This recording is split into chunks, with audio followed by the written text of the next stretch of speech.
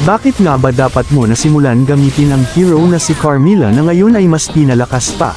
Alam nyo ba na kapag nakalink ang mga kalaban sa iyong ultimate ay maaari sila matablan ng control effect ng iyong mga kasama? Bukod dito, mas pinataas ang slow effect na matatanggap ng mga heroes na nakalink sa kanyang ultimate, ngayon ay aabot na ito sa 30%. Mapunta naman tayo sa kanyang passive, every time na magdi-deal si Carmilla ng damage ay kukuhanin nito ang 7 up to 11 physical at magic defense skills with level. May stack ito na umaabot ng 5 ngunit sa parehong kalaban ka lamang makakapag-steal once every 5 seconds. Ang kanyang first skill naman ay may slow effect na kayang mag-stack hanggang 50% at nagre-recover ng kanyang HP kada magdi-deal ng damage. Gamitin mo ang emblem na support para sa dagdag na 12% na healing effect, 10% na cooldown reduction at 6% na movement speed.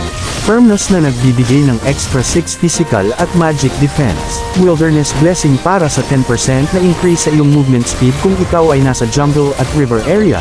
At concussive blast kung saan after ng iyong basic attack ay magde-deal ka ng 100 magic damage sa mga kalaban na malapit sa iyo plus 7 total HP at may cooldown na 15 seconds. Samahan mo ng mga items na ito upang ma-maximize ang kunat factor mo.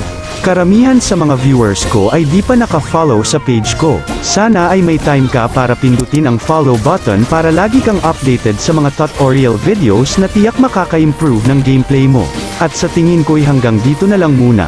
Sana'y may natutunan ka, mag-focus parati sa game dahil lahat ay pwedeng manalo sa late game. Hanggang sa muli.